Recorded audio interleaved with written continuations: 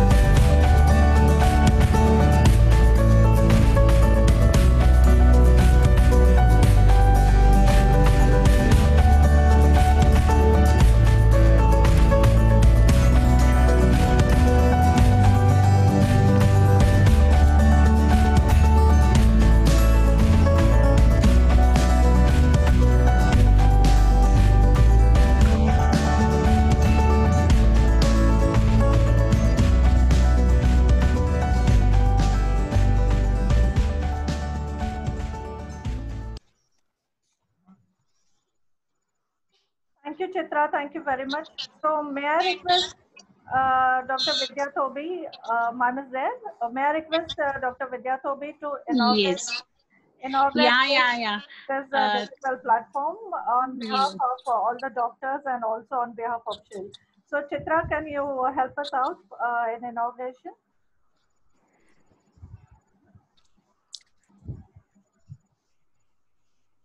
Yes, ma'am. Can you click on that link?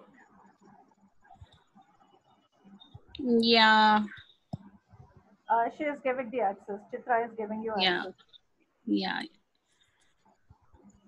I cannot that.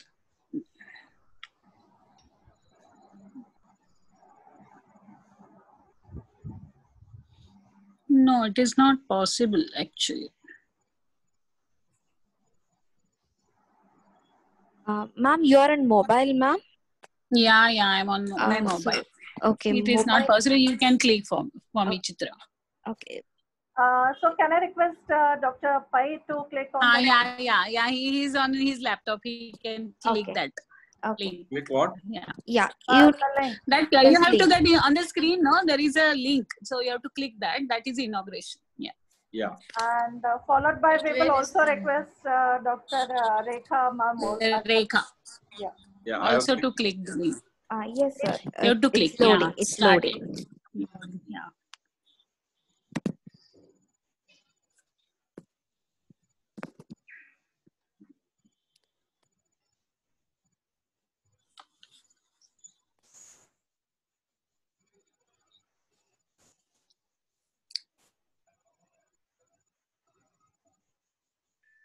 Chitra, can you create a link for Rekha ma'am as well?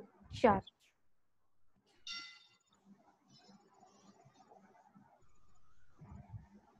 So we have to join through our, I think, laptop, right? Yes, ma'am.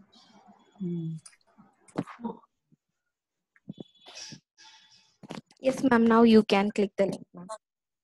Yeah.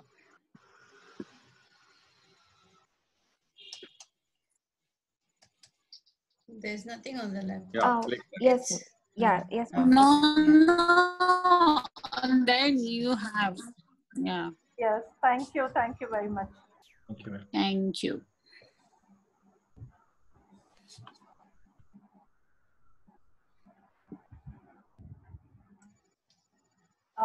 So thank you for this inauguration, and may I request Rekha ma'am to take this webinar ahead. Over to Yeah, you. I will say a few words to Yes, start. Yes, ma'am. This is I thank Sheil to take over this special episode on PCOS, and I welcome all the participants, and already there are more than 150 participants to listen on. I have a special welcome for our eminent speaker, Dr. Muralidhar Pai, who always enthralls the audience by his talks. And his talks are not only restricted to one, there are many. So I welcome our moderator, ever enthusiastic Dr. Rekha Rajendra Kumar, and she is our esteemed member of Food, Drugs and Medico-Surgical Committee, FOXI, and she will moderate today's session. And as there is a pandemic of corona, there is epidemic of webinars also. And but even then there are few speakers, they always attract the audience. So Dr. Muralidhar Pai is one of them. And PCOS, as all of us know, it is very difficult to define or whatever say, and there are so many things coming up. There are so many guidelines coming up, and it from womb to menopause, its presence is always there. And it is a multi-genetic disorders with several environmental and lifestyle modifications have come up.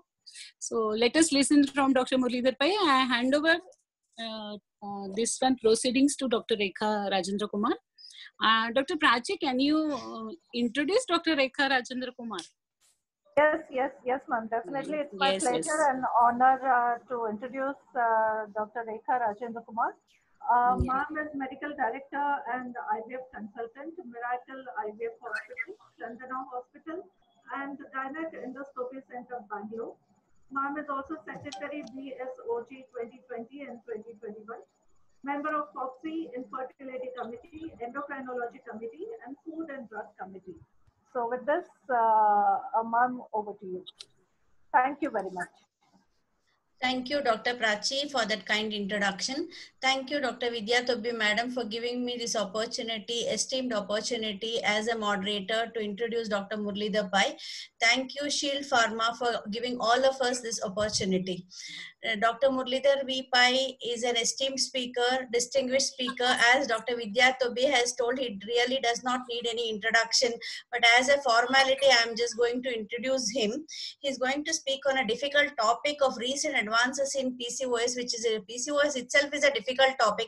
On top of that, he's speaking on recent advances, and many of the participants have logged in for his talk. Dr. Murlidhar V. Pai.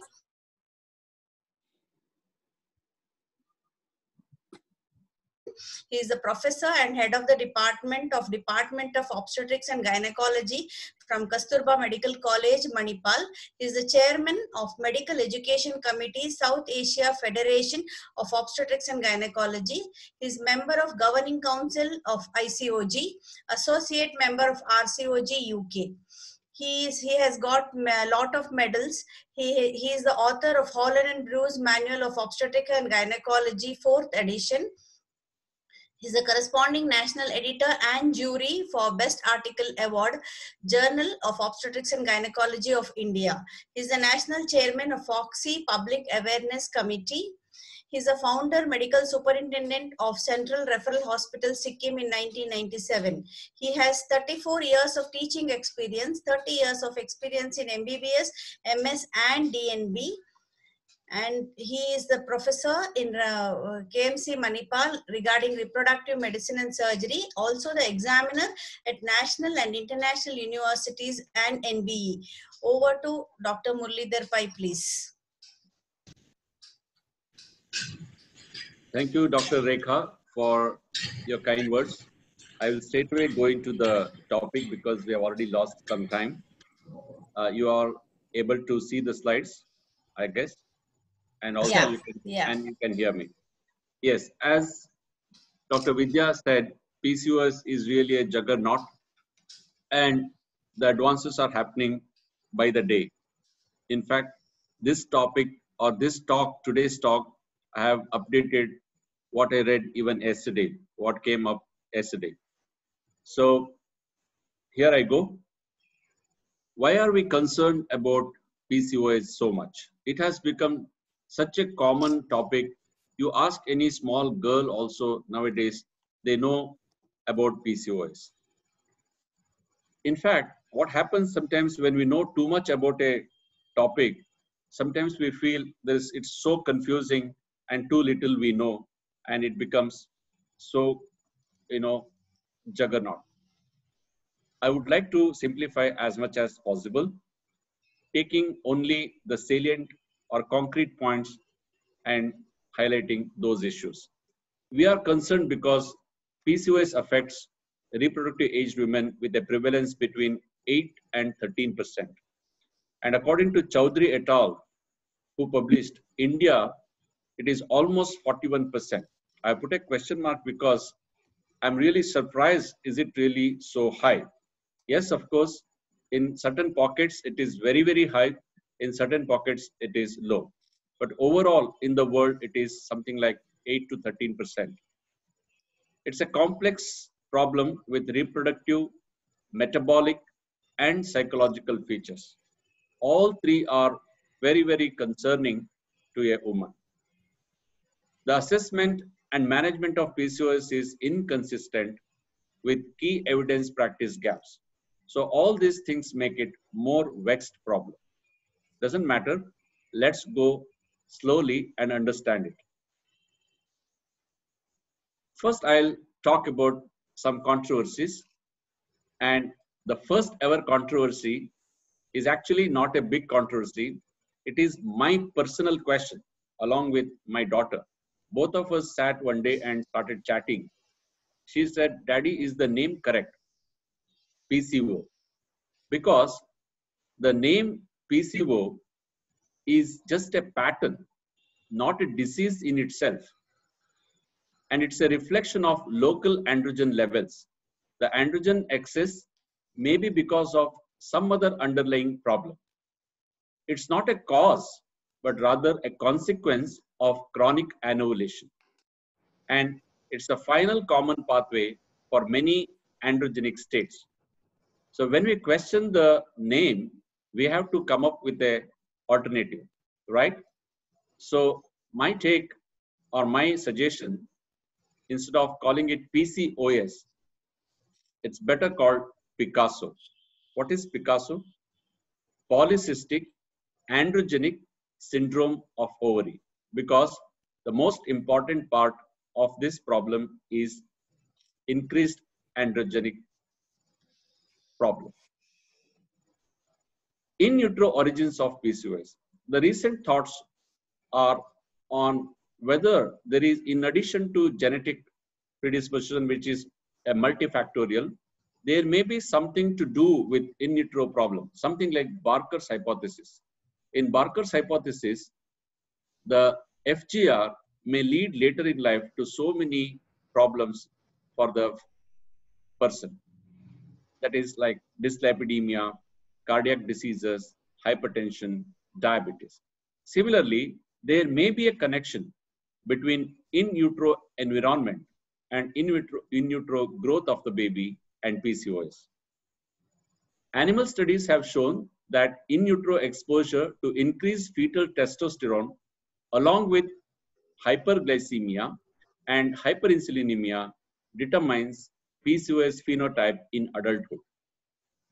Also, the fetal origin of adult disease theory proposed suggests that FGR is a strong predictive factor for the development of various metabolic diseases later in life, maybe PCOS also. Who is responsible for this anovulation in PCOS? Again, there are two schools of thought. It's not a controversy, but just two schools of thought. One school says it's basically a metabolic disorder, wherein they focus on insulin resistance and obesity. Whereas the other school thinks that it is a reproductive disorder, wherein there is a hypothalamo-pituitary ovarian dyssynchrony, means there is a steady state of gonadotropins and sex steroids, and there's a local ovarian hyperandrogenism. Let us examine both the theories first and then come to our own conclusions. The theory which says it's a metabolic syndrome, the central issue is hyperinsulinemia leading to hyperandrogenemia. Let's see how is that. Insulin receptor dysfunction is the key for hyperinsulinemia. The pancreas will secrete excessive insulin. I jokingly tell my students that if there is one villain in the body, it is insulin. Agreed, it has got growth hormone-like ability, but it's really a hormone that can create havoc in the body. You will soon see that. The hyperinsulinemia will affect the liver. As a result, there will be reduced steroid hormone binding globulins. As a result, there will be increased free androgen. Now, hypothalamus, pituitary ovarian axis, they are going in their own way, but this hyperinsulinemia will affect the pituitary and makes it secrete more of LH. Now, LH job is to promote androgen production. The hyperinsulinemia will also affect the stroma of the ovary. In addition to the LH, it will also encourage theca cells to produce androgens. Insulin is not happy with that much. It will also stimulate the follicles and it decreases aromatization of androgens by the granulosa cells. Normally, in the follicle granulosa cells, under the influence of FSH, the androgens are converted into estrogen, but insulin will not allow that to happen. What is the net result? Excess of androgens. Now, insulin has affected the liver, insulin has affected the pituitary, the ovary. It's not happy. It will go and affect the adrenals as well. As a result, there is increased adrenal androgen, that is DHEAS. So the net result is excess androgen, and that is the problem of PCOS. Now, the other school of thought which says it is probably a hypothalamo-pituitary ovarian dyssynchrony, they proposed this theory. Now, all of us are aware as obstetrician and gynecologists, this beautiful dance of hormones. I call it dance of hormones. So when the hormones are dancing, that means everything is fine. Ovulation is happening. But on the other hand, if the hormones are in a steady state, as you can see here, LH at a steady high level instead of beautiful going up and down, FSH at a steady low level instead of going up and down, and estradiol again at the low level. So this will give rise to anovulation. What is my take on this? I think it's a mixture of both in a given woman. Now I come to the criteria. There's small controversy, or rather I would say a debate. Which is the best criteria? All of us know that ISHRE/ASRM/Rotterdam criteria is the criteria which has been there since 2003. Again, it was looked into in 2018. That's why I've written 2003/2018, which says 2 out of 3 of the following should be present to diagnose PCOS: oligo or anovulation, PCO pattern on ultrasound, which is called PCOM, that is polycystic ovarian morphology, and then clinical and or biochemical hyperandrogenism. Now, I will give my comments on this in the next slide. Let us look at the other criteria before that. Androgen Access and PCOS Society in 2006 came up with a criteria that hyperandrogenism is mandatory for diagnosis. Other things are okay, but there must be hyperandrogenism. What is my take on this? Now, if you go by Rotterdam criteria, which I am nobody to question, but my thoughts are, I hope you agree with me, that if you say 2 out of 3 makes hyperandrogenism not at all mandatory to diagnose if one chooses oligo/anovulation and PCO pattern. So 2 I have chosen. But where is the question of hyperandrogenism here? Obviously, there's indirect evidence. Why should there be anovulation? Why should there be oligo-ovulation? That's because of hyperandrogenism. In that case, why bringing the third criteria? So whatever it is, what I'm trying to stress to the audience is that hyperandrogenism is a must. In the next slides, you will realize even the PCO pattern is not mandatory in a small subset of patients. You will see that soon. So at present, I think even insulin resistance is not addressed properly in the Rotterdam criteria. In fact, they have also discussed this in 2019 when they met. They were supposed to meet again in 2020, but I think because of COVID, they could not meet. So I go with Androgen Access and PCOS Society criteria, that is hyperandrogenism is mandatory for diagnosis of PCOS. I hope I am very clear in this. So you have to exclude, but the excess androgen is not due to other reasons, which I'm going to tell later. Both Rotterdam criteria as well as AE-PCOS Society say that you must exclude known causes of hyperandrogenism while diagnosing PCOS. For example, an adrenal tumor. That also can give rise to hyperandrogenism. That should be ruled out before diagnosing a patient as PCOS. Now, the loose ends in ISHRE 2018 guidelines. What do you mean by loose ends? Loose ends are to be tied properly with a proper discussion and proper debate and proper evidence. So what are the loose ends which I found in the ISHRE guidelines? The recent thoughts of the experts, the same experts who actually came up with the ISHRE guidelines 2018. As far as criteria, which criteria to be used? Like me and my daughter thought that if you simply say 2 criteria, then you can be erroneous. They also felt Rotterdam criteria increase the prevalence as much as 50%. That's exactly why probably the Chowdhury et al. Study said 41% in India, because they went simply by the ultrasound criteria due to diagnostic switch from androgen excess to ovarian morphology.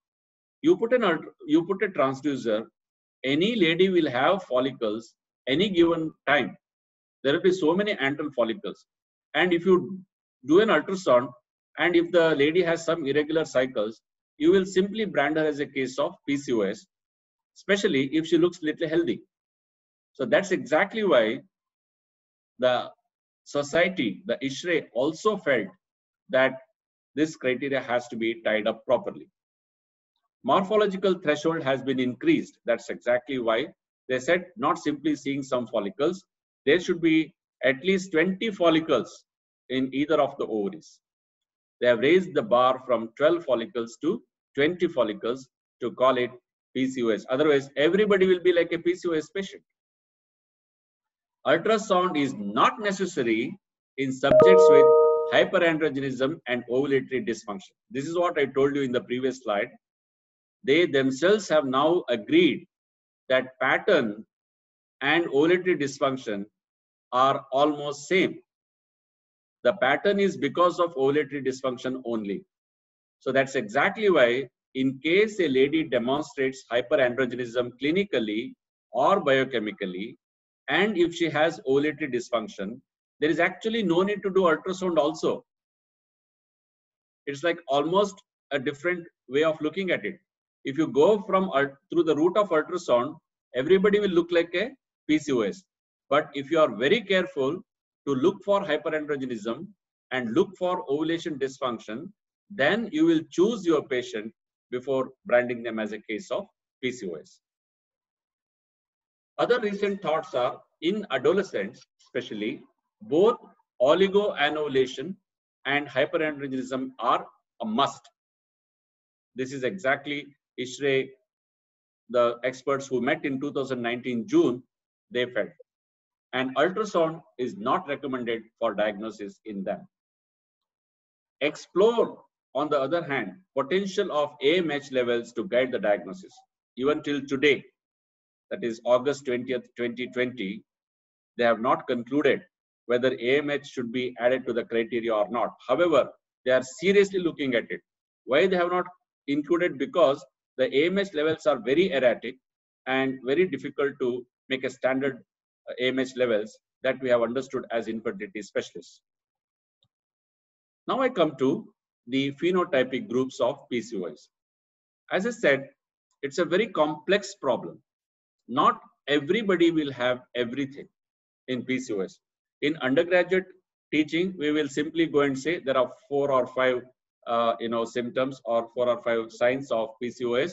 One is oligomenorrhea, other one is anovulation, then we'll say hirsutism, obesity. But that's not uniformly present in everybody. The frank PCOS, it has got everything like hyperandrogenism, chronic anovulation, PCO pattern, and it's the most leading thing. That is 40 to 70% of the patients of PCOS are this category, and they definitely have long-term risks. Then there is a classic PCOS where hyperandrogenism is anyway present, then chronic anovulation has to be there, but PCO pattern may or may not be there. So this also almost 7 to 40% of the patients. Then there is something called ovulatory PCO. This is the most difficult one to diagnose because there may not be irregular cycles and they are not having anovulation, but they have signs of hyperandrogenism. This is what I told, everything is not same. The whole medicine itself is like that. 2 plus 2 is never 4. That's what I always tell. That's exactly why medicine is very, very interesting. 2 plus 2 is 3.9 in somebody, it is 4.1 in somebody, and it is 4 in some people. So prevalence is 7 to 20%. And finally, we have very mild variety of PCOS. They really do not manifest as PCOS, but they may just present as a case of infertility maybe. So there is plus minus hyperandrogenism. Anovulation is present in them. That's exactly why they are cases of infertility.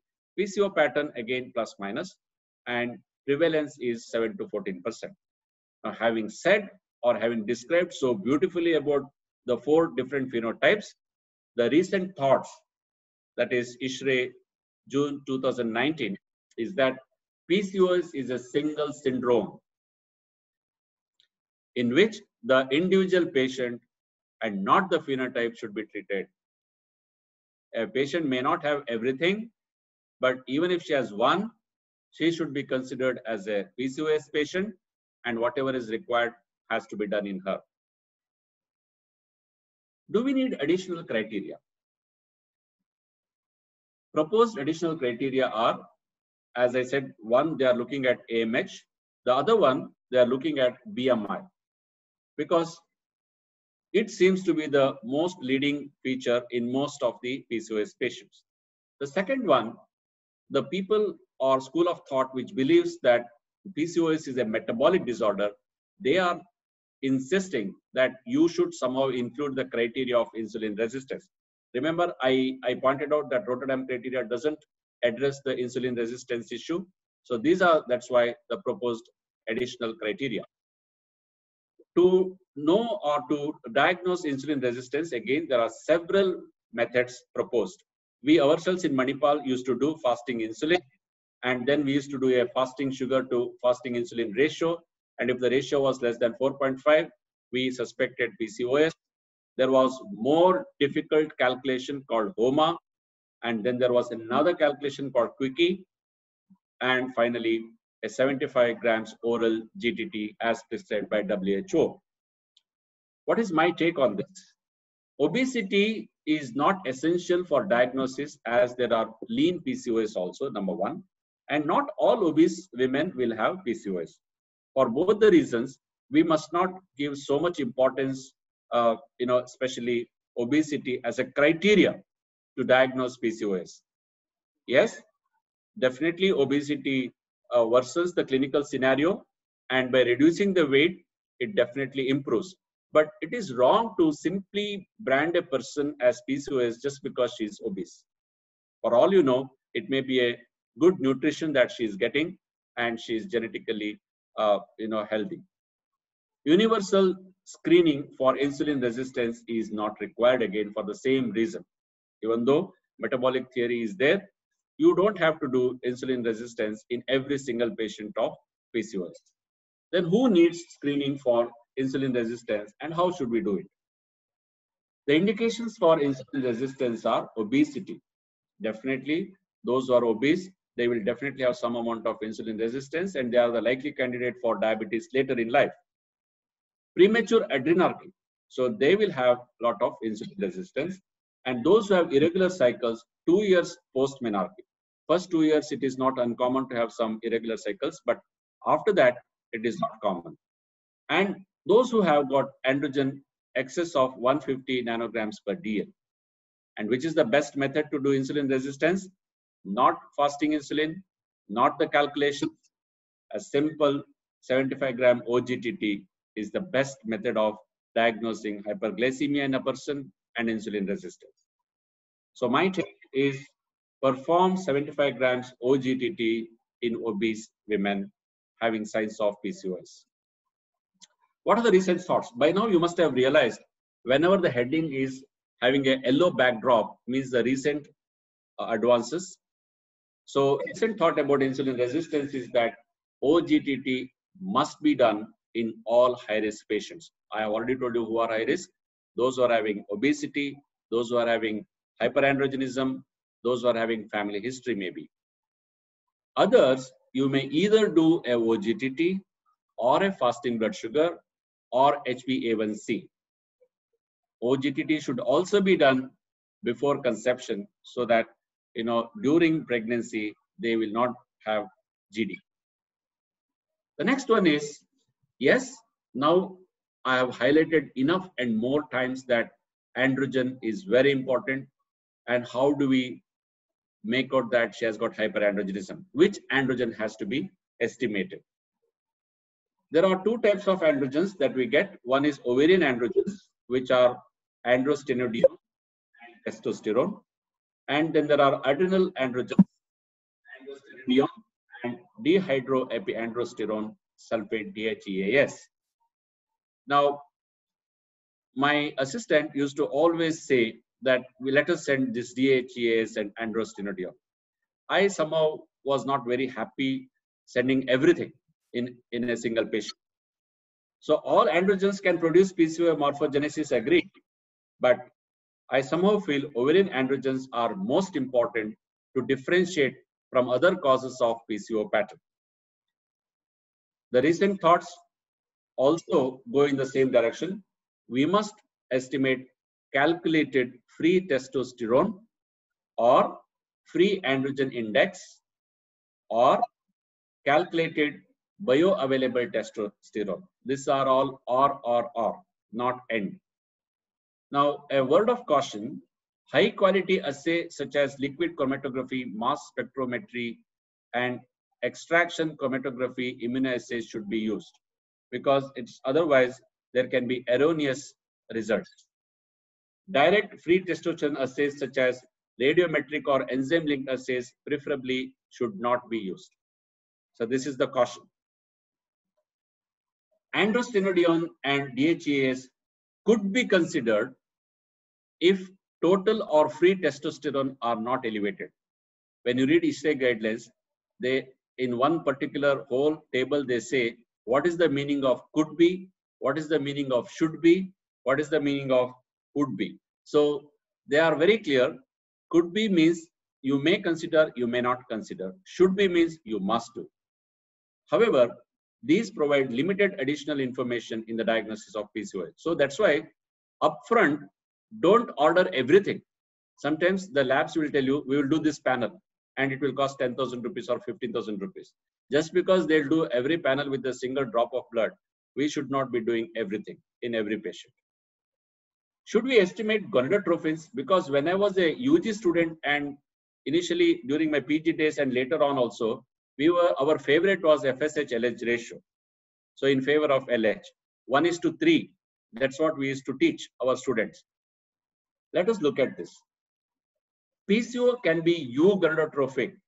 So now you are stumped. If it is normal, can you say that she's not PCO? And higher LH is more evident in lean PCOS and is the cause of hyperandrogenism. LH levels have no relationship with insulin levels. And PCO with regular cycles have hyperandrogenism with normal LH. So these are the difficulties if you go only by FSH-LH ratio. So the best is calculated free testosterone levels. So my take is estimation of FSH and LH is not mandatory to diagnose PCOS. You may do it in a setup of infertility or for some other purposes, but not to diagnose PCOS. Testosterone is. Do we need other tests in a case of PCOS? What do you mean by other tests? TSH, of course, it's one of the commonest causes of anovulatory cycles and you may be confused with PCOS. For all you know, patient may be having both. And unless you treat one, there may not be a good ovulation.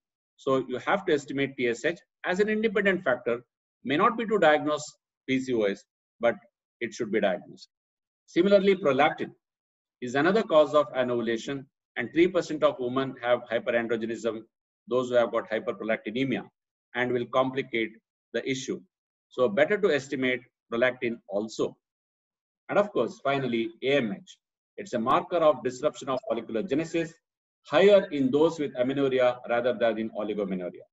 So we know it's an open secret that AMH levels are very high in patients of PCOS, but till today, it is not a diagnostic investigation. However, it is worth doing AMH in a case of PCOS. It is inversely proportional to benefit with the weight loss. So my take is all three, that is TSH, prolactin, AMH, they guide in the management and hence may be performed or should be performed. What are the recent thoughts on AMH? The yellow slide, yellow headline. Serum AMH levels should not yet be used as an alternative for the detection of PCOS morphology. Please carefully look at the words. They didn't say AMH is useless. They said AMH is not yet to be used as alternative for detection of PCO morphology. AMH has got its own role. Suppose the patient is infertile, you have to do AMH to see whether she has got high AMH so that we can accordingly adjust our ovarian stimulation to avoid OHSS. But just because a lady is having high AMH does not mean automatically she is a case of PCOS because of the standardization problems. You still have to go with the hyperandrogenism and the detection of polycystic morphology. Or it cannot be used as a single test for the diagnosis of PCOS. There is emerging evidence, however, that AMH assays will be more accurate in the detection of PCOM later maybe. Clinical evidence of hyperandrogenism. Suppose you don't believe, or if it is very expensive, or if you don't have the facility to test the free testosterone, can we just conclude by clinical evidence of hyperandrogenism? Answer is yes. What are the evidences of hyperandrogenism? Acne, hirsutism, and alopecia, especially male type of balding. In adolescents, severe acne and hirsutism is enough. They may not have so much of alopecia, but they can have severe acne and hirsutism. Standardized visual scales are preferred instead of simply saying she has got so much of hirsutism. And for that, Ferryman-Galway score is the best, and anything more than 4 to 6 indicates hirsutism. And as far as alopecia is concerned, Ludwig visual score is preferred for assessing degree of distribution of alopecia. Dermatologists are very, very well versed with this particular scoring. There are ethnic variations. We should be aware of it. So, of course, in India, we see mostly Indian patients, but most of the students may go abroad later in life. So, they must know Caucasians have mild phenotype and higher BMI. Africans have got higher BMI and metabolic features. Middle East and Hispanics have more severe hirsutism. Southeast Asians and Asians increase central adiposity, insulin resistance, diabetes, metabolic risk, acanthosis. We have everything. So that's all you have to remember. And East Asians have lower BMI, but they can have milder hirsutism. What else causes hyperandrogenism? We must know, because the definition of PCOS says hyperandrogenism after ruling out other causes of hyperandrogenism. So it is mandatory for us to know what are the causes of hyperandrogenism. Non-classical congenital adrenal hyperplasia. How do you diagnose that? Here, 17 OHP is more than 800 nanogram per ml. Androgen tumors. How do you recognize them? Testosterone is very high, more than 150 nanogram per DL. Severe insulin resistance syndrome. Obviously, the OGTT will be highly abnormal. Cushing's. Cortisol is less than 1.8 microgram per DL. And finally, idiopathic hirsutism. Normal serum androgens rise in the local androgens. Now, at this point, I want to clarify one more thing. This is the differential diagnosis of hyperandrogenism. The differential diagnosis of excessive hair. One must clearly differentiate from hypertrichosis and hirsutism. Hirsutism is hair in the male distribution, that is on the upper lip, on the chin, on the chest, and on the back. Whereas hypertrichosis is excess hair on the arms and on the legs. So that is not hirsutism. That is familial, and that may be common in most of the girls. So we should be very clear about that. What are the other dilemmas in diagnosis? Other dilemmas are puberty. Puberty may mimic PCOS as per Rotterdam criteria, because as I said, if you put an ultrasound transducer on the tummy of a puberty girl, you will see many small follicles, and her cycles are irregular. Obviously, because until the HPO axis matures, the cycles are irregular, and 2 out of 3 criteria is met already. And you will unnecessarily brand that small young girl as a PCOS, and she will Google and find out that PCOS people can have endometrial carcinoma. From that tender age, she will start thinking about cancer. So we have to be very, very careful in branding a small young child as having a case of PCOS. 50 to 60% can have polycystic pattern, mind you. So irregular cycles till HPO axis matures is not at all uncommon. Similarly, at the other end of reproductive life, that is menopausal transition, again, it's a period of androgen excess. Don't unnecessarily brand a person as PCOS at that age. And she might obviously have some irregular cycles due to the anovulation, depletion of the eggs at that particular age. So we have to exercise utmost caution. That's my take. Exercise utmost caution while branding pubertal girls and those in menopausal transition as cases of PCOS. Now, the recent thoughts are also in the same lines, whether to use ultrasound at all. I was telling you that I will come to this slide after some time. So now I have come to that slide. Ultrasound should not be used for diagnosis up to 8 years after menarche. Suppose she has attained menarche at the age of 11 or 12. Nowadays, they are attaining very younger age. God, up till 18, 19, don't even do an ultrasound. Because if you do an ultrasound, you will see some follicles and she may be a very healthy child. And you will say that she is a case of PCOS. There may be some hair on the arms and legs. So that is why they have come out with this criteria. Transvaginal sonography is better if she is sexually active. Of course, if she is not sexually active, we have to resort to abdominal ultrasound.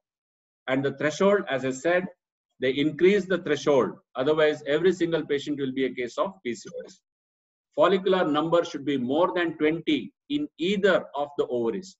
It's not in each ovary, either of the ovaries, maybe together also. End or, it's not end only. Size of either of the ovary is more than 10 ml. So if you do a 3D volume estimation, if the ovary is more than 10 ml volume, then either of the ovary, not a single ovary, not both the ovaries.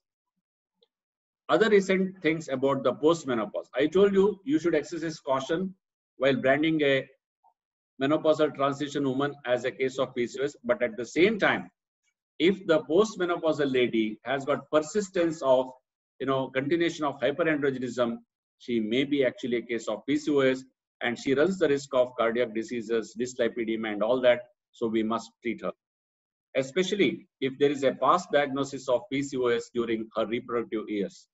So, in other words, we have to be all the time very, very careful in our diagnosis, in branding any person as having PCOS. Something like we must do a biopsy before we announce that a person is having cancer. Here, we must use all our senses before we say that she's a case of PCOS, because it has got a far-reaching implications on her. Dilemmas. I come to the treatment now. The dilemmas regarding the treatment strategies. The basis of treatment can be complaint-based or concern-based. Treat the complaint. Treat multiple complaints simultaneously is a big challenge. The other theory is that I know what PCOS is, so don't worry about your treatments. I know how to treat it. That is physiology-based, pathophysiology-based. Here, you think that it is a metabolic disorder and you straight away go ahead with the lifestyle changes and metformin.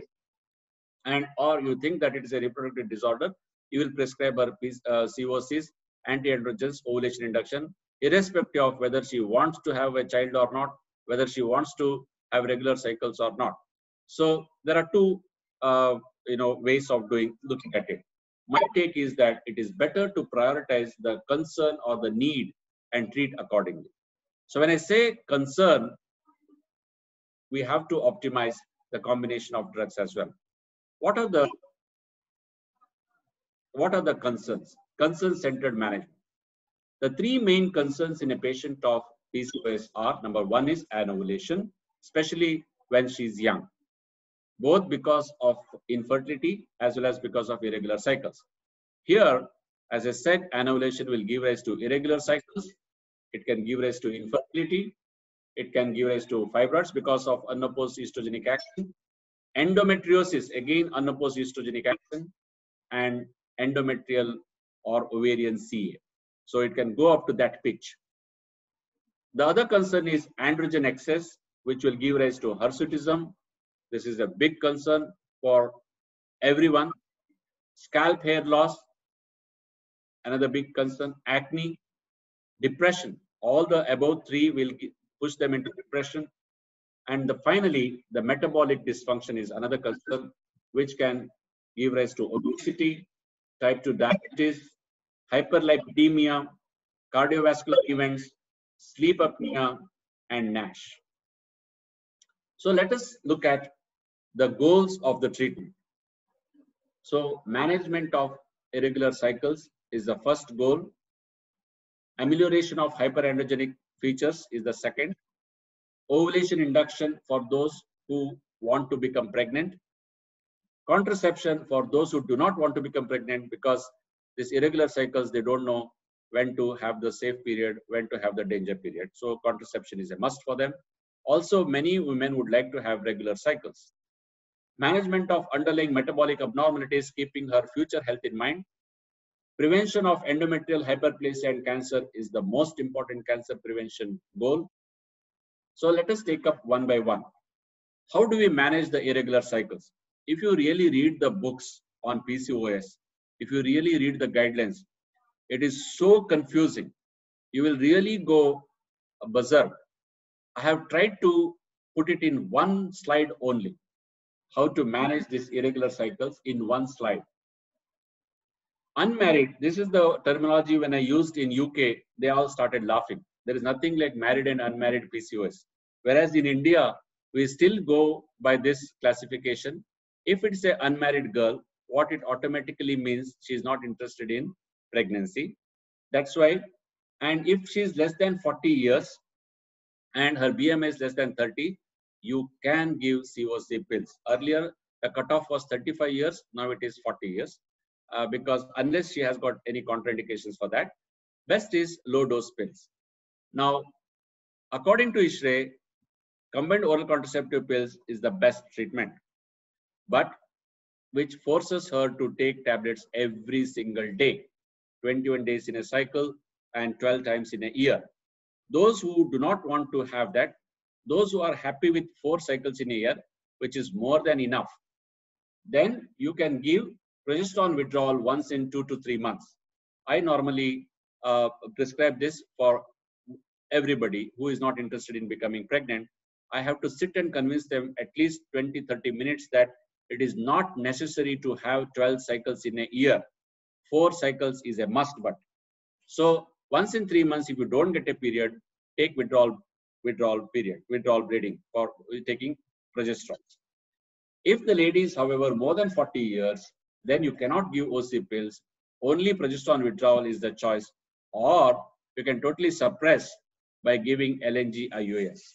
So when you give LNG-IUS, you are suppressing the endometrium, so there is no fear of endometrial cancer. If the lady is married, here the meaning is if she wants to have children. If she is anxious to conceive, married or unmarried, in the Western context, it is partners. So if they are interested in fertility, don't waste time, straight away go for induction of ovulation. If they are not interested in conceiving, however, then same as for unmarried. So in one slide, I have tried to address the issue of the irregular cycles. What are the recent thoughts about COC pills by ISHRE and others? A 35 mcg ethinyl estradiol plus cyproten acetate preparation should not be considered as first line in PCOS. We have been giving this for ages, but I was a little bit surprised and taken aback when I read this. But subsequent sentences say, they clarify, you can give some anti-androgens whenever you want to reduce the androgen levels, but it should not be the first choice, first line. I hope I have understood correctly when I read the ISHRE guidelines. It is not a first line, it's not a first choice, but however, if you want to bring down the androgens, you have to consider this.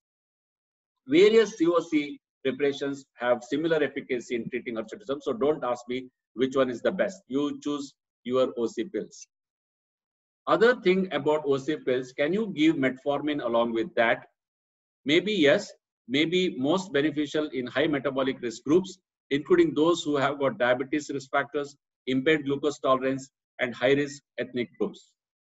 I come to the second goal of treatment, that is amelioration of hyperandrogenic features. Now, Hirsutism treatment options, all said and done. Again, I have summarized in one slide only. If it is an established hair, nothing short of mechanical removal of the hair. No amount of drug is going to get rid of that hair. So you can do either waxing, threading, epilation, or the method which men have understood the best, that is shaving. But no lady would like to go for shaving, especially on the face. Electrolysis and laser is probably better choice for the hair on the chin and on the upper lip. What do pharmacological agents do then? They simply delay the regrowth of the hair. I have done a thesis. I gave a thesis to Dr. Deepak Goenka, flutamide. And in that, we have found out that as long as the patients are taking flutamide, the hair growth is slower. But once they stop that, it will come back with a vengeance. So there's limited role of pharmacological agents as far as hirsutism is concerned. Metformin reduces androgens, but it is not the first-line drug for hirsutism. I'll go to the third concern, that is ovulation induction for those pursuing pregnancy. It's a big area of infertility, but I'll try to summarize it in 2-3 slides, if not one slide. What is the treatment of anovulation? Now, aromatase inhibitors have come to the front line. They are the first-line drugs. But ISHRE, ASRM, everyone has actually acknowledged that in some countries it is not used, it is banned. Even in India, we have seen that. I gave this thesis to my student way back in 1997 or 98. At that time, it was allowed. Later, it was banned. Again, it has come back. Now, whatever it is, wherever it is allowed, it is the first-line drug. The simple reason is that it gives monofollicular type of ovulation. Clomiphene citrate, however, can be used wherever aromatase inhibitors are not available. But the problem is it can give rise to multifollicular ovulation. There can be a chance of OHSS, especially if you combine it with gonadotropins. So gonadotropins are also second line. They also give rise to multifollicular development. Endometrium somehow is very poor with clomiphene citrate because of its anti-estrogenic activities, whereas that's where the aromatase inhibitors score very well. They are endometrium friendly. Of course, gonadotropins are also endometrium friendly. Birth defects are nil in all the three. That was the biggest concern why it was banned in India. But now they have realized that the dose that we use and the time that we use is not at all affecting the fetus. Cost, of course, is low for both aromatase inhibitors and clomiphene citrate, but it is high for gonadotropins. How about insulin sensitizers and others? So most of the time, people have been using the insulin sensitizers along with ovulation-inducing agents. In fact, the most commonly used was metformin, or used is metformin, I should say. But it should be used only if there is insulin resistance, and that is proven, or if the patient is high risk. It responds influenced by polymorphism gene in STK11. It can't act alone, however. You can't use metformin alone for induction of ovulation. It has to be used with an agent. Most of the time it is used with clomiphene citrate and or gonadotropins. It is shown to reduce OHSS, but that's not the reason why we use it. But it is not a weight reducing agent. It should not be taken as a weight reducing agent. If at all, it reduces the weight, because initially, first few months, you will have gastritis, you will have lots of side effects of this. So you may be eating less, but after that, it will not reduce the weight. So it should not be used as a weight reducing pill. Thiazolidines are not used anymore, so I don't talk about them. Then there are others. Who are these others? Myoinositols, D-chiro-inositol, chromium picolinate, L-methylfolate, N-acetylcysteine, melatonin. So how are they relevant? There is a role of those things in the development of insulin resistance.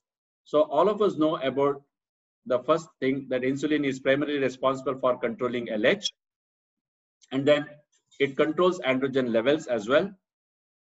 Then insulin resistance coexists in PCOD. And fourth is inositol deficiency drives PCODs. This insulin resistance seems to be driven by deficiency of myoinositol and D-chiro-inositol. And then insulin signaling is damaged in PCOD. And finally, it leads to hormonal and metabolic defects. So you can see here the role of inositols. Their deficiency drives the insulin resistance. That's where people have started using inositols along with the other drugs. This clearly shows that myoinositol and D-chiro-inositol deficiency in PCOS will both MI, and they are very low in PCOS patients compared to normal subjects. And this is how it acts in many different ways in a case of PCOS. Recent thoughts on inositol.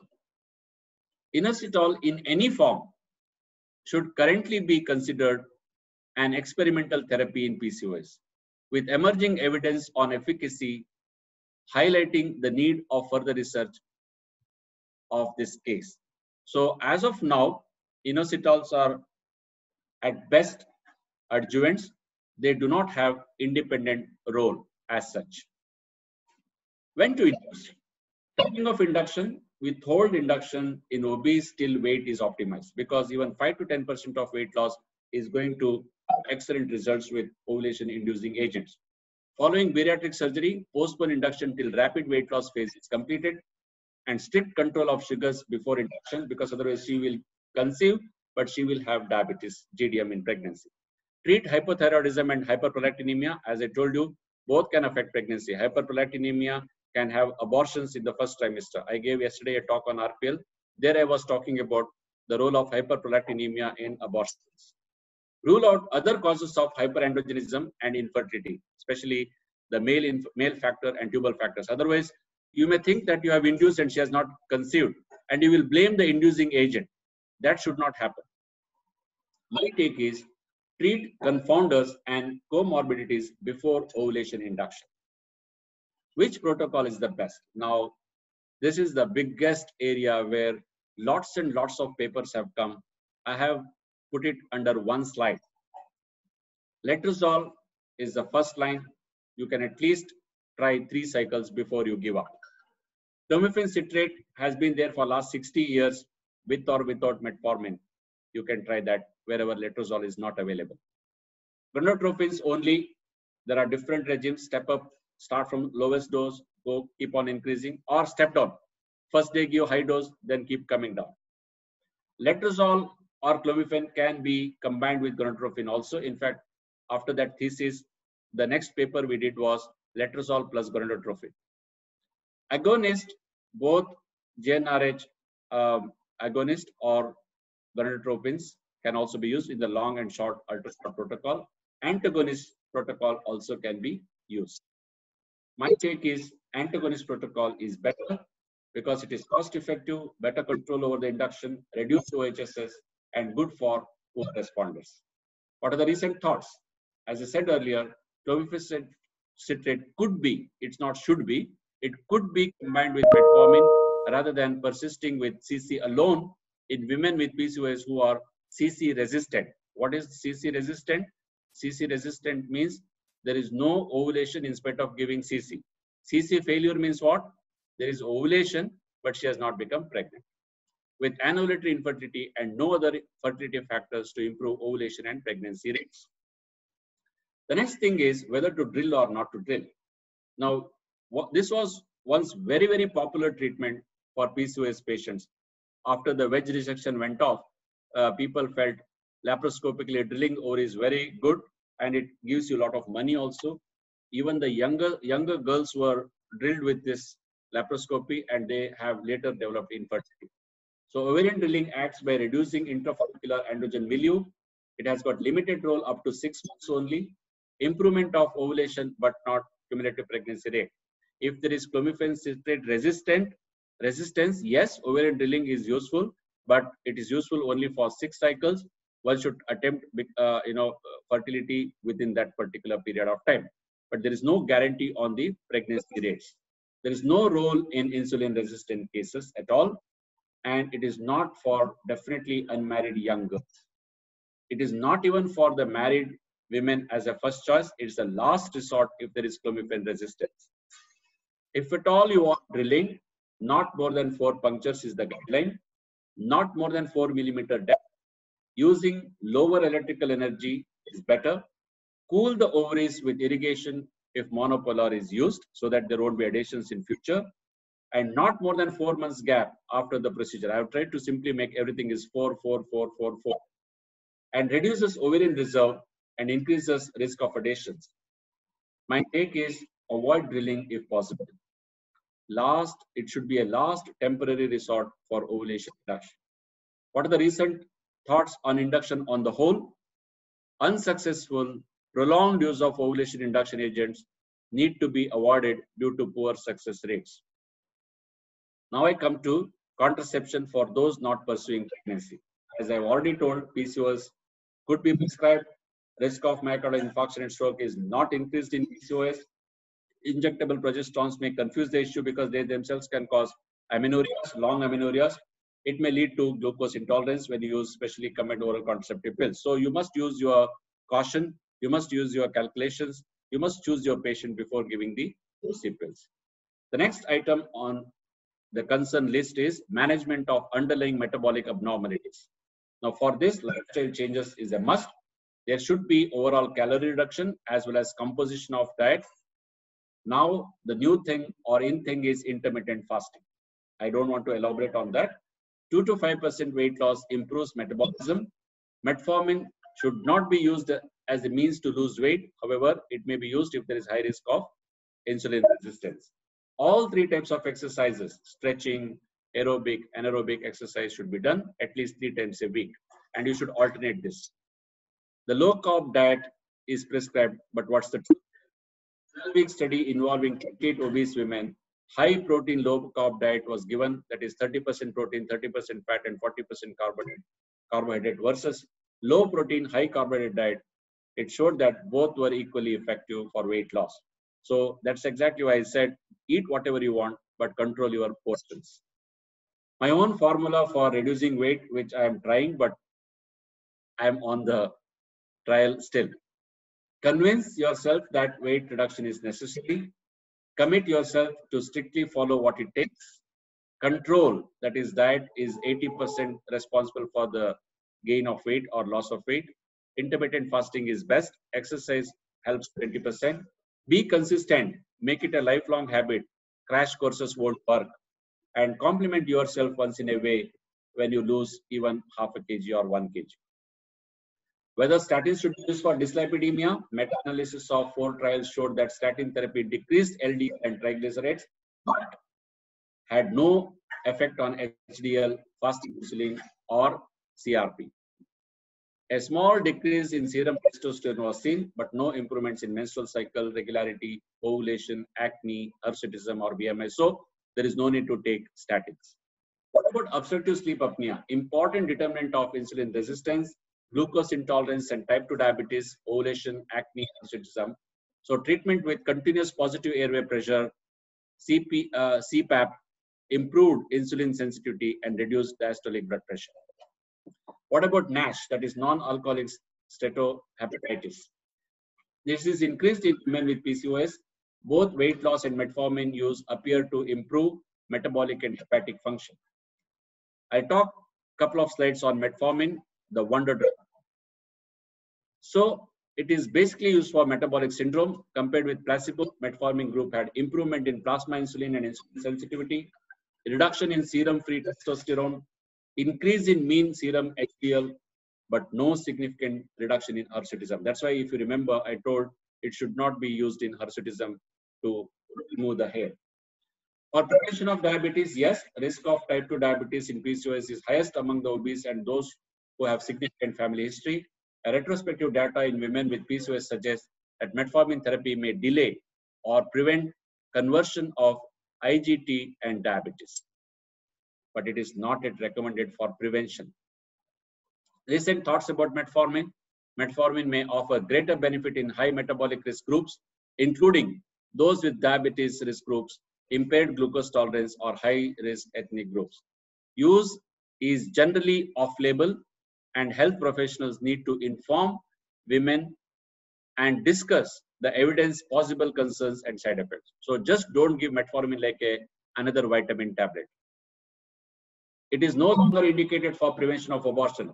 I myself have given a talk saying that metformin can be continued in the first trimester if it was used as a treatment of infertility for prevention of abortion. But the recent studies show that it is not really that beneficial.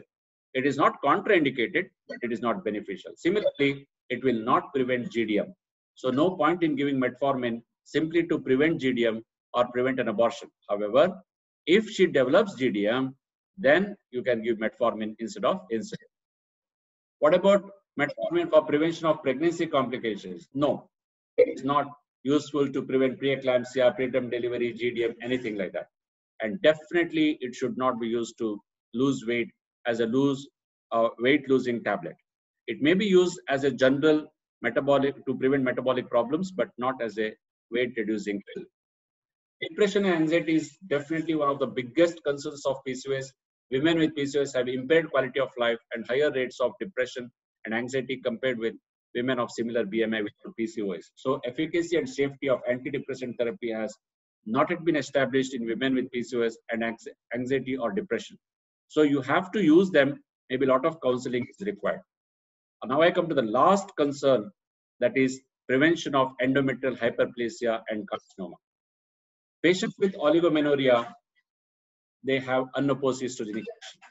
So the first line therapy for all of them towards the prevention of endometrial cancer is COC pills. And as I said, if they have completed the family, you can even consider LNG-IUS.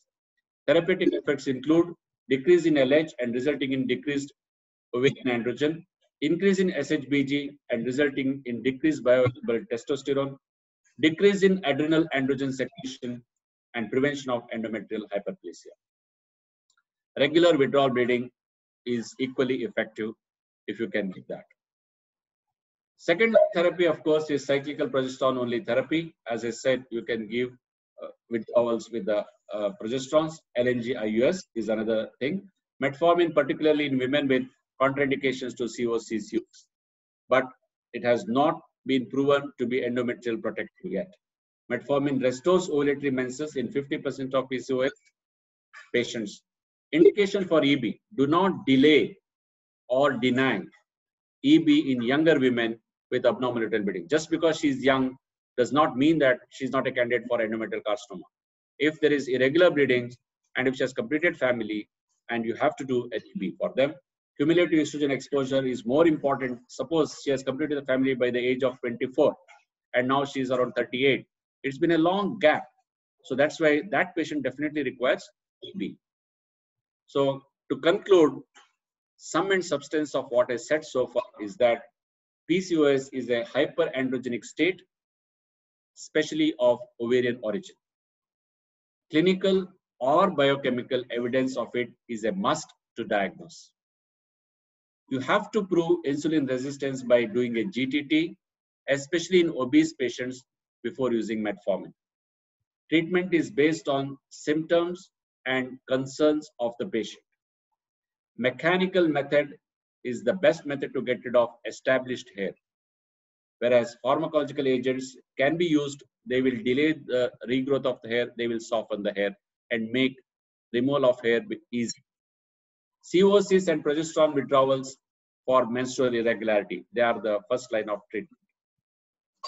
As far as the weight loss is concerned, it should be achieved by lifestyle changes, exercise prior to induction of ovulation.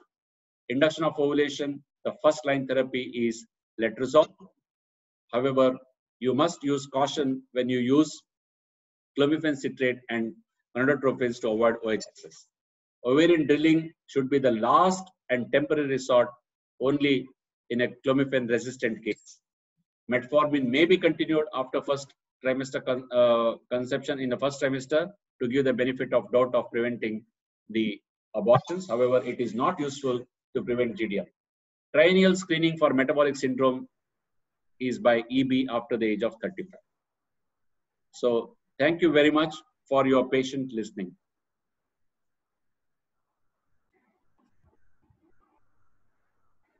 Thank you. sir. Thank you. You prepared so well for this topic in spite of your busy schedule and being I such just a got the vast topic 2 days ago. Yeah, it's such a vast topic. It shows that you're always ever prepared.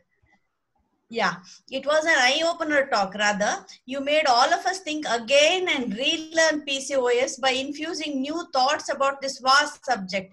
The best part was you touched all the aspects of PCOS from adolescence, reproductive age group, till menopause. You covered all the aspects of PCOS. We had close to 300 participants and that was quite good volume. Can I place the questions of participants now to you? Also, also a small request to those who have raised hands, whether you can place the questions here so that I can ask one by one to Dr. Muralidhar. Shall I start with the questions? Yeah, please. Yeah. Lot of praise for you. It was all nice and all that happened. And then it was role of genetics in PCOS, the first question. Yeah, as I told you, genetics it's a multifactorial. It is mixed with other things also. It's not just PCOS. The patient may be having genetical origin of the diabetes, dyslipidemia. So it is multifactorial. It is yet to be explored fully. Okay. Can I ask the second question? Yeah. Okay. Should we stop metformin once the patient conceives? I know you have answered it. I have answered it. Actually, you can continue. There is no teratogenicity.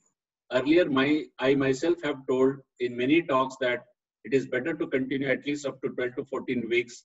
That it has, some studies have shown, observational studies have shown that it prevents abortion. But there is no strong evidence to suggest that it will definitely prevent abortion. Benefit of doubt, you can continue with metformin. But after 12 weeks, you can stop it because it doesn't prevent GDM. However, same patient, if she develops GDM later, she is the best candidate for metformin rather than giving insulin. So both the facts should be considered. That it does not prevent GDM, but once GDM, start her on metformin. Okay. Puberty menorrhagia treatment of choice. What is the treatment of choice for puberty menorrhagia by Dr. Ragini R? Role of low dose OCPs. Any effect of OCP on bone growth? This is from Dr. Ragini. Yeah, usually in the puberty menorrhagia, we avoid OC pills in general. I'm talking in general. And we try to control the bleeding, heavy bleeding, by only other things like tranexamic acid, bifenamic acid. But before that, we have to rule out other coagulation problems in a young girl. We should rule out von Willebrand disease and things like that. Now, if these measures have failed after a few months of trying this, then there is a role for low dose oral contraceptive pills. By the time she has attained menarche, already her epiphyseal growth is already, I think, is over. So there is no fear of her. That's the question, isn't it? If she start, what happens to her growth? No, growth is almost over. By the time they attain menarche, there is enough of estrogen already in the body.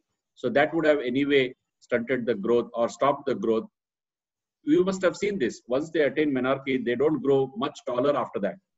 So OC pills will not come in the way. However, you can use low dose OC pills. So that has got all those benefits of regularizing the cycle and decreasing the amount of bleeding. And side by side, you must give other things which stop the bleeding. Okay. Now, next question from Dr. Ramani Anishetty. She asks you, how long OCPs can be used? How long? How long you can? Okay. Oral contraceptive pills. At that time, you can use continuously for 2 years. However, I presume that all of us know the precautions to be taken when the patient is on OC pills. We have to note all the contraindications, and it is sometimes worth it, doing the LFT and other things at the end of 6 months.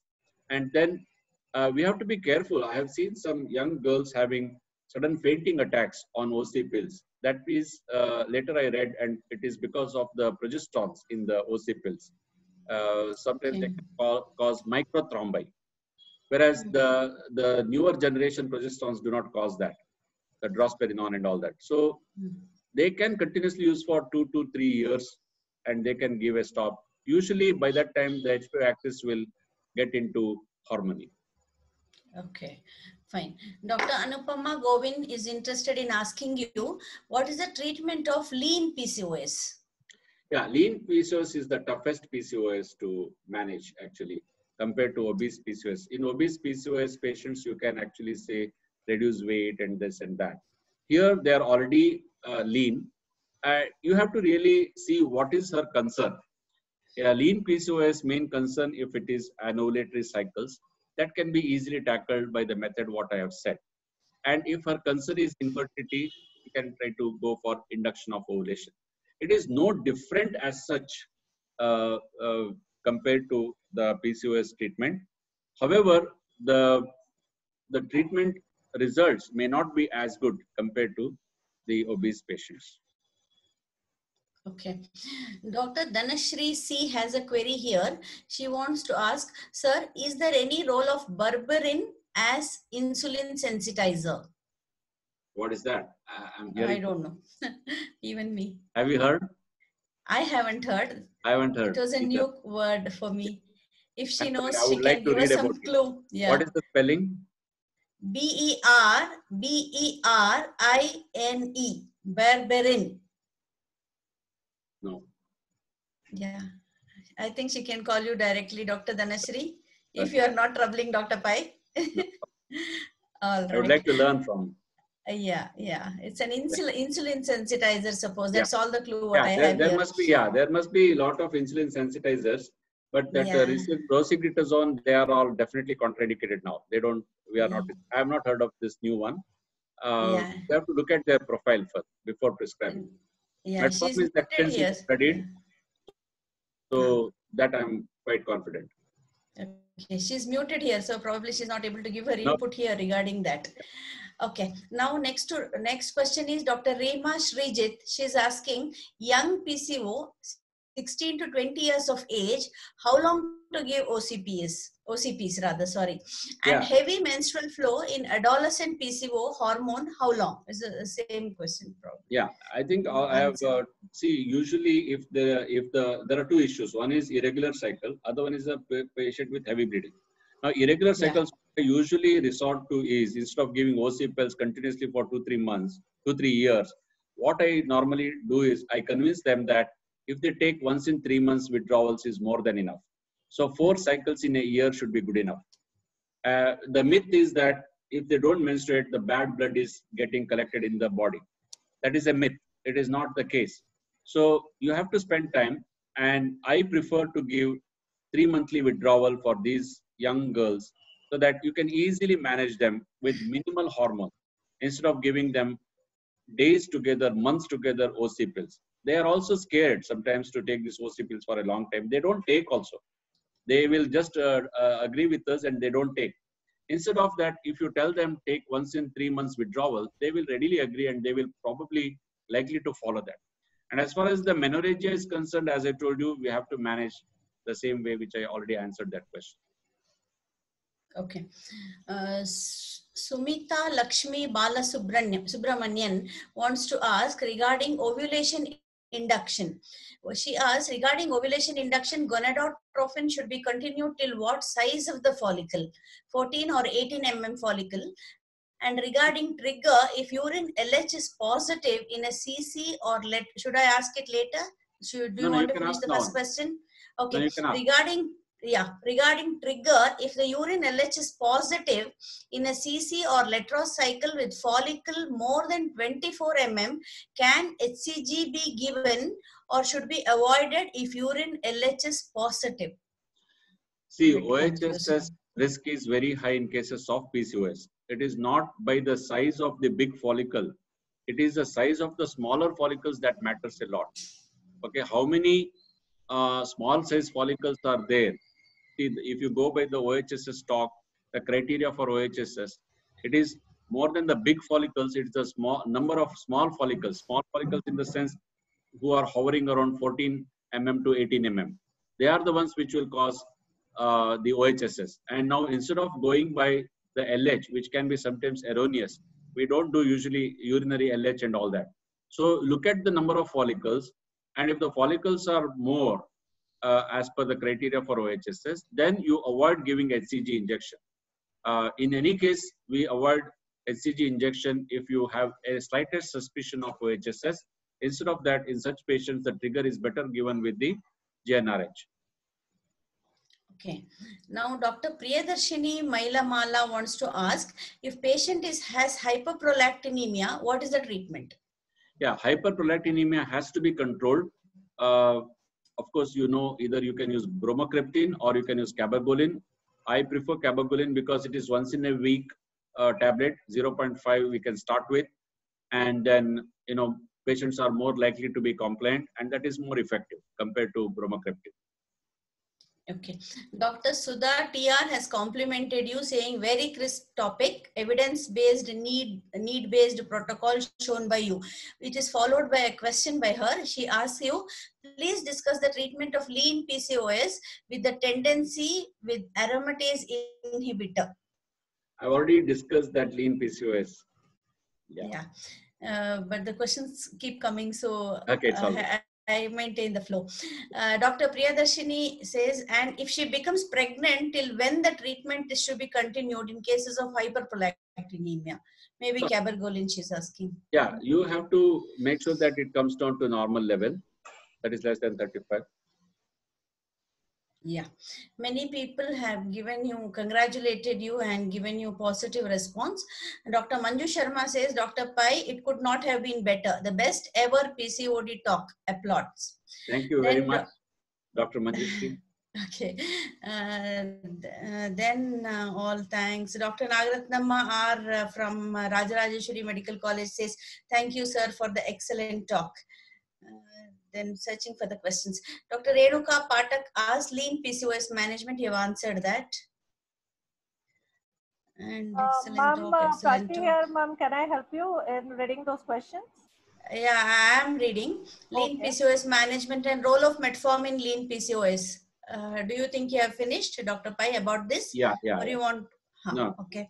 If patient has irregular cycle and wants to conceive, can we start ovulation induction or regularize the cycles first with OCP? This is a question. There's nothing like regularizing the cycle. You have to induce cycle. Yeah, this is so exactly this is what question I usually answered asked by the patients. Patients think yes, by regularizing the cycle, they will ovulate. See, regularizing the cycle, we are giving OCPs. That is actually preventing ovulation. So, don't waste. Even today morning, exactly the same question was asked by one patient. I answered. I said, if you are getting regular cycles, where will you get pregnant? Yeah. Dr. Anuradha Paramesh says PCOS, a difficult topic made simple. And Juhi Desai wants to ask. Anuradha. If you are watching. Again, she's muted. Yeah, she's muted. Yeah, I know she'll be smiling. Dr. Juhi Desai is asking, is PCO drilling treatment for lean PCOS? Not really. Actually, you should not use drilling at all, according to me. It is to be restricted to very small percentage of women who are resistant to clomiphene citrate only. Otherwise, irregular cycles can be well managed with the methods which I have already told. Drilling of the ovaries should not be used as a method to regularize the cycles because it won't work after 6 months. How long will you keep drilling? Correct. Okay. Dr. Sumita Lakshmi Balasubramanian again has asked, for studying impaired glucose tolerance, can HbA1c replace GTT? In COVID time? No, you can, as I said, there are 3 guidelines. Number 1 is in high-risk patients, GTT is the best. Even in others, GTT is the best. In COVID situation, even otherwise, if the patient is not so high risk, not obese and other things, but still you want to know about the glycemic levels, either a HbA1c or a fasting blood sugar, whichever is easier and simpler, can be done. Okay. There's one question. Dr. Yasmin is asking, can you please repeat the treatment for lean PCOS? What do you say? Yeah. So lean PCOS treatment is no different from the other PCOS treatment, except that in lean PCOS, we don't expect them to lose weight. We don't prescribe that. Otherwise, whatever is our concern, we will address that concern. If it is anovulation, we will try to induce ovulation. If it is irregular cycles, we will choose one of the methods. That's all. Dr. Jamwal Singh is asking, in anovulation cases, giving OCP for 3 months and then giving ovulation induction is better option, or directly we can go for induction? Does it make any difference in success rates? Yeah, see, probably he's asking this question because if the LH is very high, probably he means that to bring down the LH by giving 3 months of OC pills, it is not to regularize the cycle. He is probably saying that to bring down the LH, can we give 3 months of OC? Yes, that's a cheaper option. The other option is, if you can afford, you can go straight away for GnRH agonist to bring down the LH. Make that down regulation and then take her. Okay, we are only treating symptoms, but how to treat the disease completely as such is the question from Dr. Sujata P to you. Very good question. I would like to ask the PCOS, where is your origin? Okay, as I told you in my very first slide, as you can see, PCO is only what we are seeing. It's a pattern. There is a hyperandrogenic state, and the cause of hyperandrogenism, cause of hyperinsulin, and cause of other problems is yet to be really found out. And once we find that out, we conquer this particular problem. Till that time, we are, as she correctly said, we are treating her problems, we are treating her concerns by drugs and other methods. So to really remove the disease from its roots, we need to understand it is somewhat like a preeclampsia. We don't know where it starts, how it starts, but we know how to treat it. Congratulations, Dr. Sujata P. Dr. Muralidhar is very happy with your question. Going to the next question, Dr. Anushri Mane is asking, role of progesterone in pubertal menorrhagia. Yeah, it is all same. You know, you can use any progesterone or any OC pills you like. I'm not going to particularly talk about progesterone. Okay. Dr. Jairam Nambiar is asking, what should be the number of cysts in the ovary, in the ovary to diagnose PCOS in each by ultrasound? Yeah, that's what I have already answered that question. Earlier, the criteria was very low threshold, 12. Now they have really increased the threshold to 20. And it is not each ovary, it is together, either of the ovaries, right? Together is 20. And we should clearly rule out other cysts, corpus luteum cyst and other cysts we should be ruled out. Usually PCO means the younger or smaller follicles, primordial follicles, plenty of primordial follicles, and either of the ovaries should be 10 ml. Okay, fine. Dr. Manju Sharma is asking here, should we do the pooled prolactin or a single level? We must do, yes, a very good question. Again, I want to clarify this for everybody. You have to be very careful when you estimate the prolactin. It has to be a fasting mid-morning, not fasting early morning. If you do fasting very early morning, prolactin is naturally increased and you will get erroneous results. So it has to be a fasting mid-morning. It need not be pooled. I read it for another topic. It need not be pooled one, like, you know, do it today and again do it some time later and then average it out, and it need not be like that. So it can be single estimation is good enough. Unless you doubt that single estimation is sometimes, you know, lab error and other things. If you doubt that, probably yes, you can do. And if it is very high, then of course there is no doubt at all. It must be definitely high. So if it is in the borderline, sometimes, you know, you will feel that maybe should I treat or should I not treat in those patients, especially if she doesn't have galactoria and things like that. Then either you can choose to repeat it after some time or you can just ignore it. Okay. Dr. Sumati asks here, post-drilling follow-up and management if the PCOS recurs. Yeah, that's why I told you, PCO, the drilling has got only one-time effect and that effect lasts around 6 months. There is some logic in drilling. I'm not saying drilling is totally bad. There is a logic in drilling. It will bring down the androgenic milieu of the follicles, but brings along other problems like adhesions. It brings along damaging the follicles around if you use the high energy. So the follow-up is, as soon as you do the drill, don't waste time. Try to get the induction right. Within 6 months, you should try to make her pregnant. That should be your aim. Okay. Dr. Palani says, excellent talk, sir. Next question is from Dr. Lillis. Will OCP help for endometrial thickness growth? Yes, of course, OCP will suppress the endometrial thickness by its actions. But if you are particular about suppressing the endometrial growth, if the lady has attained that age, you can well use LNG IUS. That is my personal opinion. Okay. OCP is the first line, but I personally prefer LNG IUS to suppress the endometrial growth. Okay, Dr. Ishani Sachdeva is asking you to explain why hypomenorrhea with OC pills. Hypomenorrhea. No, OC pills will usually suppress the ovulation, and if you use it for a longer period, continuous period, it will induce secondary amenorrhea, right? So Yes. that we know. Hypothalamus and pituitary will go to sleep, thinking that there is no job for us. So then what happens? Pituitary will secrete less gonadotropins, no follicular genesis, no estrogen, and there will be hypomenorrhea, obviously. Yes. The whole axis becomes idle. Secondary amenorrhea, pill-induced secondary amenorrhea. Yes. From BC Sunita, what is the role of dexamethasone in fertility treatment? Yeah, it has got not much of role. We used to use dexamethasone with clomiphene citrate very long back. I remember when I was a PG, way back in 87, 88, clomiphene citrate with dexamethasone was used, and so many things were used. Now we don't use dexamethasone anymore. Yeah.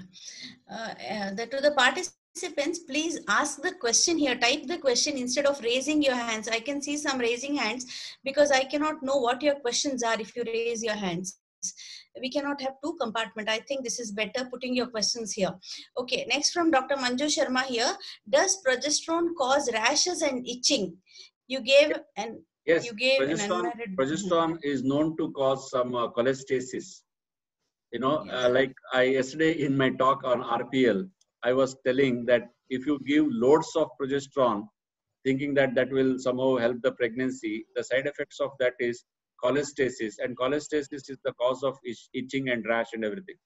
Yeah, water retention and all that. Okay, from Dr. Sumati, hyperprolactinemia, when we stop cabergoline, once prolactin normalizes, there is no question mark or comma or anything. When prolactin normalizes, you can stop it. Okay. I'm not able to understand the question. I can read it as it is written. Yeah, I read that. Yeah, becoming a bit difficult for me to comprehend. Okay. Will metformin treatment for PCOS impair GDM screening? Is the question from RM. No, metformin if you give, that means she's already having impairment of sugars. So no question of doing GTT. You are actually, she's already a case of sugar imbalance.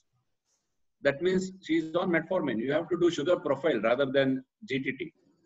You do sugar screening profile and adjust the metformin dosage. Okay. Dr. Radha is asking you dose of myoinositol and D-chiro-inositol dose for infertility patients and how many days? Yeah, what I heard from Dr. Balaji. Mr. Balaji, are you here? I remember very well Mr. Balaji telling me that 4 milligrams BD should be the dosage for at least 3 months. It is not milligram, it is grams. It's a gram, sorry. 4 grams BD is the dosage for 3 months. Thank you for correcting. Okay. Dr. Balaji, am I right? Doctor, it is 2 grams twice daily.